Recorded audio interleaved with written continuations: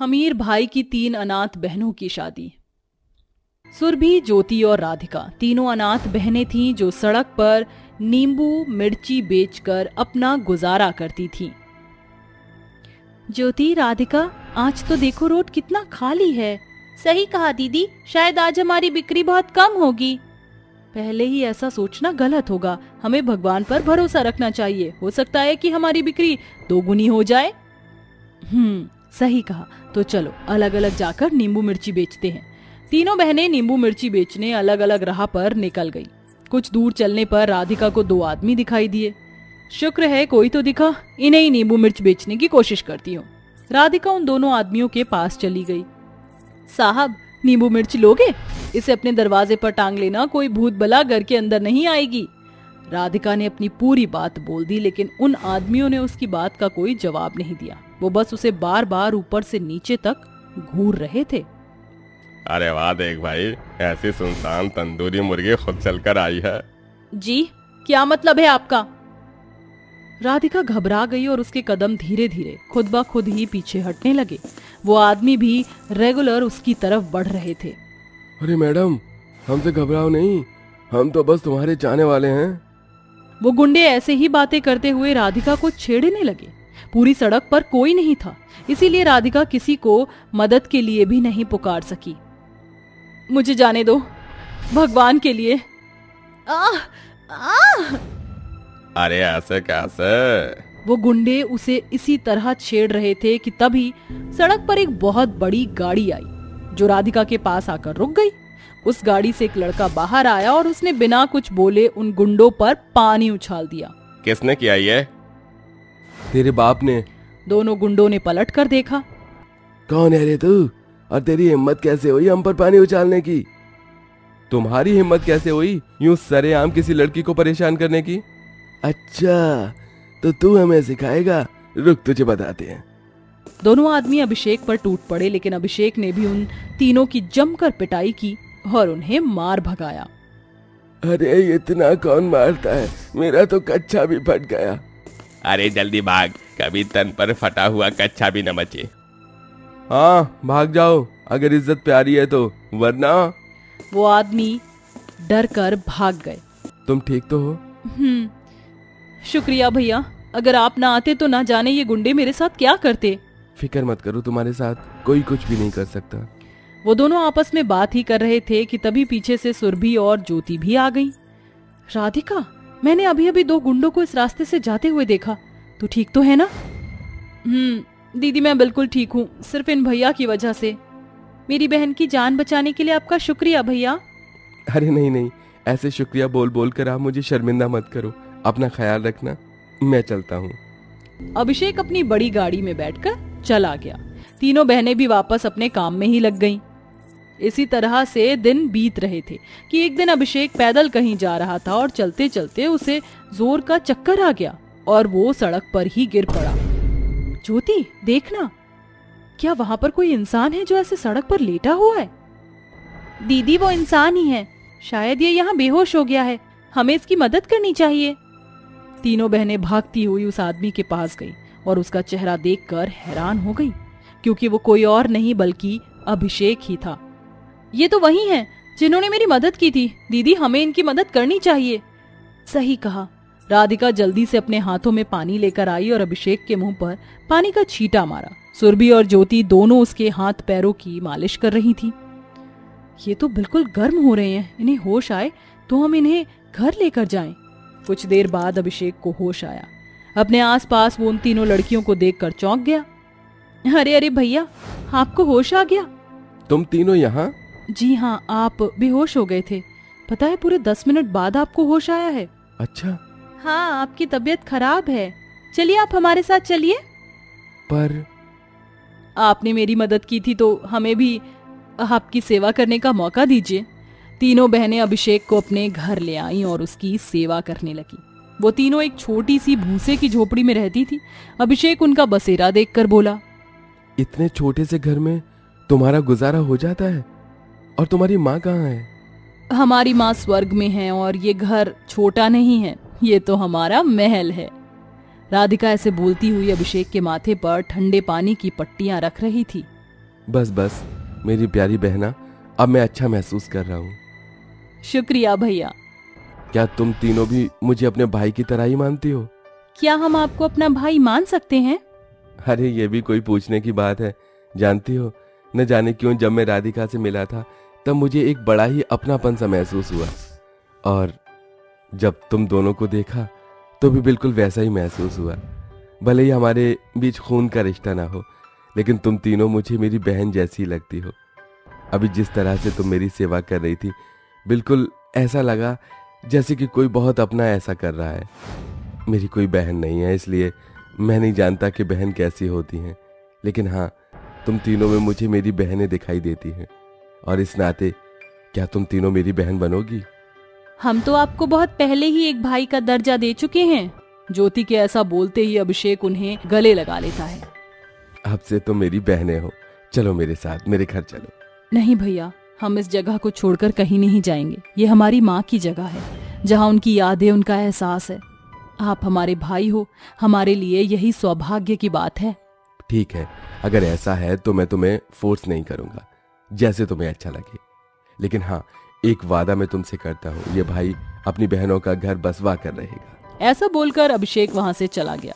उस दिन के बाद से वो रोज अपनी बहनों के घर जाता और उनके खाने पानी से लेकर ओढ़ने पहनने तक हर चीज का ख्याल रखता था। इसी तरह से सिलसिला चलते हुए लगभग 6 महीने बीत गए थे। एक दिन अभिषेक अपनी बहनों के घर शादी के कार्ड लेकर पहुंचा। देखकर बताओ इसका कलर और डिजाइन कैसा है? बहुत सुंदर है भैया। ये किसकी शादी का है? तुम तीनों की। अभिषेक की बात सुनकर तीनों लड़कियां हैरान रह गईं। मतलब? अरे इतना बड़ा मुंह खोलने की जरूरत नहीं है। तुम तीनों मेरी बहनें हो और तुम्हारी शादी करवाना मेरी सबसे बड़ी जिम्मेदारी। जिन लड़कों को मैंने तुम्हारे लिए पसंद किया है वो मेरे पापा के ही कंपनी में अलग अलग डिपार्टमेंट में मैनेजर की पोस्ट पर है। लड़के बहुत अच्छे और मेहनती हैं। तुम चाहो तो उनकी तस्वीर देख सकती हो। हमें आपकी पसंद पर भरोसा है भाई। अभिषेक अपनी बहनों को देखकर मुस्कुराने लगा। अगले हफ्ते तीनों बहनों की शादी थी। देखते ही देखते समय बीत गया और शादी का दिन आ गया।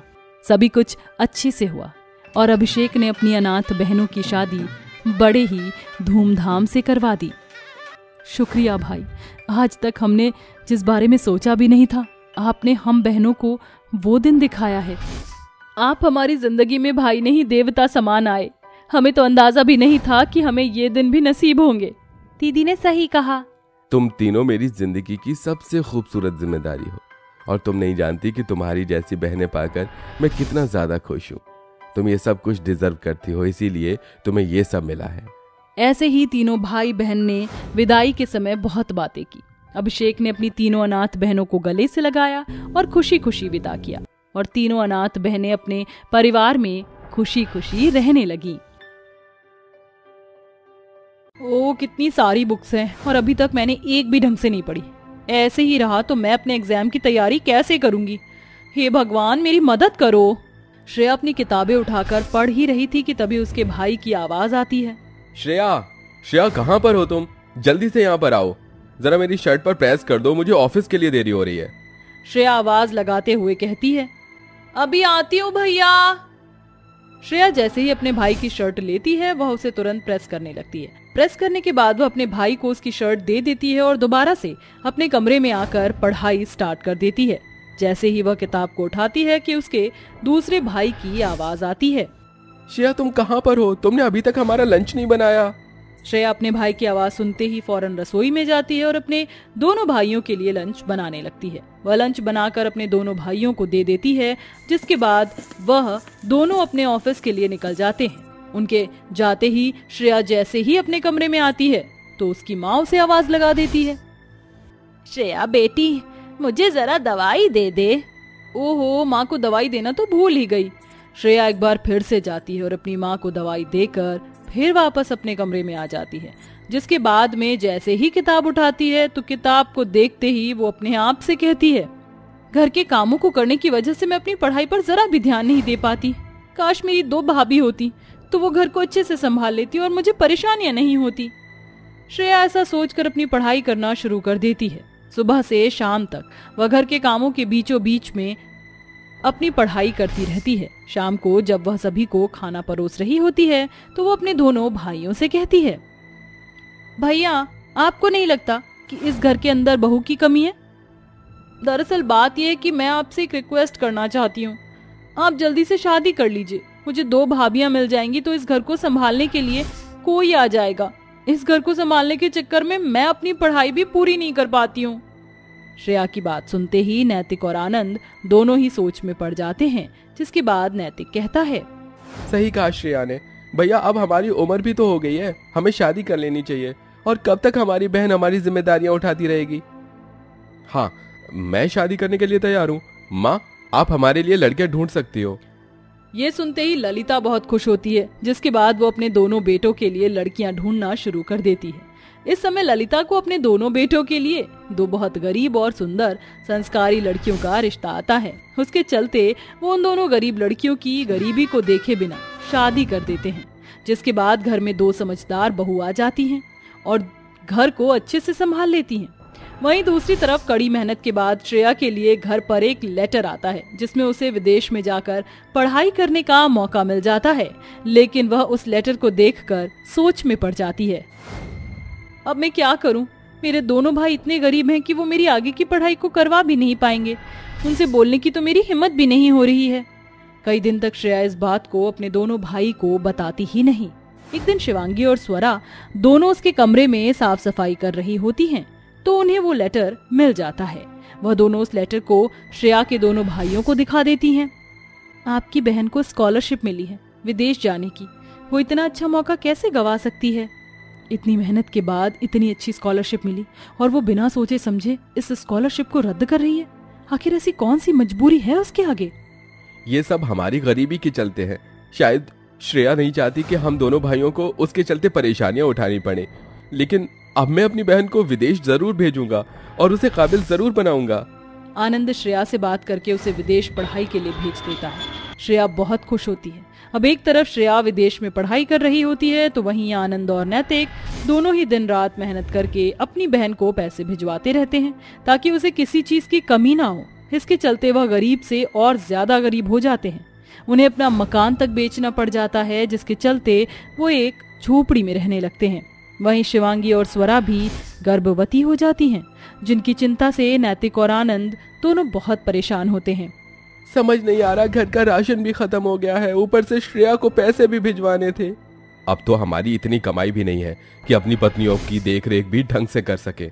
सब लोग बहुत मायूस होते हैं। तभी श्रेया अपने भाइयों को सरप्राइज देने के लिए वहां पहुंच जाती है। अरे ये क्या, ये सब कैसे हुआ आप लोगों के साथ? श्रेया को देखकर उसके दोनों भाई बहुत खुश होते हैं। अरे श्रेया, तुम आ गई? आने से पहले तुमने हमें बताया भी नहीं। चलो कोई नहीं, अभी रुको, मैं तुम्हारे लिए कुछ अच्छा बनवा देता हूँ। उसके दोनों भाई उधर राशन लेकर घर में आते हैं, जिसके बाद श्रेया की पसंद का खाना बनाया जाता है। लेकिन विदेश से आने के बाद श्रेया बहुत ज्यादा घमंडी हो जाती है। उसे गरीबी में रहने की अब आदत नहीं थी, जिसकी वजह से एक दिन वो अपनी दोनों भाभियों से कहती है, तुम लोग कैसे कीड़े मकोड़ों की जिंदगी जी रहे हो? भगवान, ऐसी जिंदगी तो मैंने कभी सपने में भी नहीं सोची होगी। तभी अचानक से शिवांगी और स्वरा दोनों की ही तबीयत खराब हो जाती है, जिसके चलते ललिता अपनी बेटी से कहती है, बेटी, तेरी दोनों भाभियों की तबीयत बहुत ज्यादा खराब हो रही है। एक काम कर, तू ही अपने भाइयों के लिए रोटियां बना ले। अरे माँ, तुम पागल हो गई हो क्या? कैसी बातें कर रही हो? मुझे ये चूल्हा चौका अब नहीं आता, मैं ये सब भूल गई हूँ। बेटी ऐसे मत बोल, एक समय पर तू ही तो अपने भाइयों को देखा करती थी। उसके बाद तेरी भाभियों ने पूरे घर को संभाल के रखा। आज उन्हें तेरी जरूरत है तो तू पीछे हट रही है। मेरी बात मान ले बेटी, सभी के लिए खाना बना ले, सब भूखे हैं। अपनी माँ की बातें सुनने के बाद ना चाहते हुए भी श्रेया रसोई में जाती है और आटा गूंथकर चूल्हे पर रोटियां बनाने लगती है। लेकिन अब उससे गोल रोटियां भी नहीं बनती। वहीं जैसे जैसे रोटियां बनाने की वो कोशिश करती, वो सारी आधी कच्ची तो आधी जली हुई नजर आती। जला हुआ खाना देखकर घर के सभी सदस्य हैरान रह जाते हैं, लेकिन कोई उसे कुछ नहीं कहता और चुपचाप खा लेते हैं। ऐसे ही अगले दिन फिर से ना चाहते हुए भी गुस्से से श्रेया खाना बना रही होती है। उफ, ये रोटियां बनाने में कितनी मेहनत लगती है, कितनी गर्मी लग रही है, पसीने आ रहे हैं। बहुत देर हो गई है मुझे रोटियां बनाते हुए, अब मैं यहाँ से जा रही हूँ। श्रेया ऐसा कहकर वहां से चली जाती है, लेकिन तभी चूल्हे की आग बहुत तेज हो जाती है, जिसके चलते झोपड़ी के अंदर धीरे धीरे आग लगनी शुरू हो जाती है। देखते ही देखते पूरी झोपड़ी जलने लगती है। श्रेया और उसकी दोनों भाई सबकी जान बचाकर बाहर आ जाते हैं। भगवान, ये मैंने क्या कर दिया? एक ही तो झोपड़ी थी जिसमें हम लोग रह रहे थे, अब तो वो भी नहीं बची। मेरे चलते पूरी झोपड़ी तहस नहस हो गई। श्रेया कितनी बड़ी गलती के बाद भी उसके भाई भाभी और माँ उसे माफ कर देते हैं। उनका ये बड़प्पन देखकर श्रेया को अपनी गलती का एहसास होता है और वो सबसे माफी मांगते हुए कहती है, इतनी बड़ी गलती को आप लोगों ने नजरअंदाज कर दिया। मेरी थोड़ी सी लापरवाही की वजह से पूरी झोपड़ी जल गई। ऊपर से आप लोगों ने जिंदगी भर काम करके मेरे पीछे ही लगाया और फिर भी आप लोगों को अपना घमंड दिखाती रही। मुझे ऐसा नहीं करना चाहिए था। आज मुझे अपनी गलती का पछतावा है, मुझे माफ कर दीजिए आप सभी। अरे बेटी, ये सब कोई बड़ी बात नहीं है, ये तो होता ही रहता है। तुम्हें परेशान होने की जरूरत नहीं है और हमें तुमसे कोई गिले शिकवे नहीं है। अपने परिवार का ये प्यार देखकर श्रेया को अपनी गलती का बहुत पछतावा होता है, जिसके चलते वो अपनी पढ़ाई के बलबूते पर एक अच्छी जगह नौकरी करने लगती है और उस नौकरी से वो अपने दोनों भाइयों के लिए एक अच्छा सा घर खरीदती है। वहीं कुछ समय बाद उसकी दोनों भाभियों को बच्चे हो जाते हैं, जिनके साथ वो अपने परिवार के साथ खुशी खुशी रहने लगती हैं।